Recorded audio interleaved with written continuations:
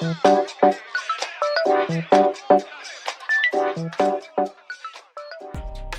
Apple Silicon Macs have been a spicy topic lately, and the focus has been on the Pro line of the Macs.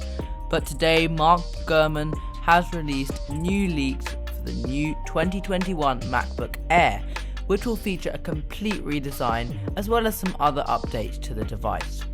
So one of the main changes into the 2021 MacBook Air is the design of the Mac itself. So we are expecting an even thinner and lighter design than the current MacBook Air. And the footprint of the Mac itself is probably going to be smaller, as Apple will be shrinking the bezels of the Mac. Unlike the other Macs coming this year, Apple is going to keep the size of the display the same, shrinking the overall footprint of the device.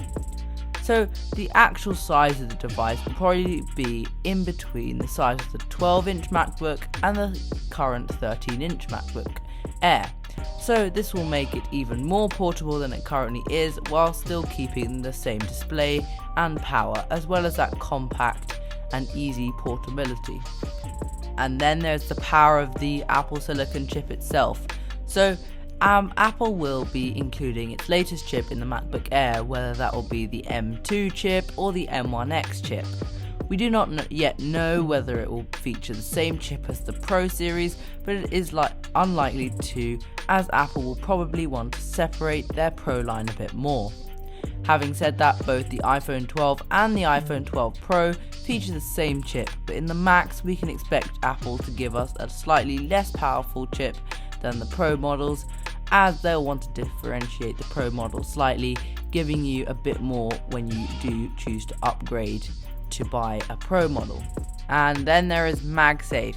So Apple will be including a version of MagSafe which is said to be very similar to the last version of MagSafe that we saw on the MacBook Air back in 2014.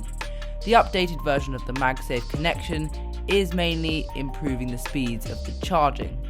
And of course the MacBook Air is still rumoured to have 2 USB Type-C ports as well, but it is unlikely to feature an SD card slot, as that will interfere with the overall thinness of the design and make it less Air-like. And as the Air is unlikely to feature USB-A ports or HDMI ports for example, you're still going to need to use the adapters, but the experience will be much easier now as you have a dedicated charging port, freeing up the 2 USB Type-C ports on the device. Also, another exciting thing is that Apple is working on a 15-inch version of the MacBook Air, which is not surprising as they did used to sell 2 sizes of the MacBook Air, and so they seem to be starting that again with the updated designs. But Mark Gurman says that Apple are not releasing a 15-inch version of the MacBook Air this year. The new MacBook Air designs will mean that Apple will be able to create the 15-inch design of the Air whilst keeping it in a very small footprint for a 15-inch computer. Although you might find this hard to believe, the MacBook Air is Apple's best-selling and most popular laptop, and some people want the MacBook Air but want a bigger side to the computer and don't need all the extra features that are on the Pro model. And Apple will be able to give them that option with the 15-inch MacBook Air. With the power of the Apple Silicon, this could turn out to be a great entry-level Mac.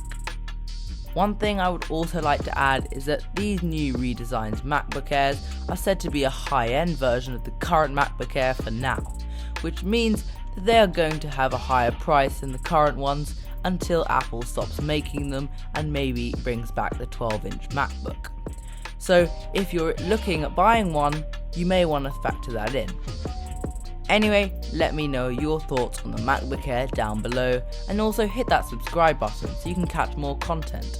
And as always, thanks for watching, and I'll catch you guys in the next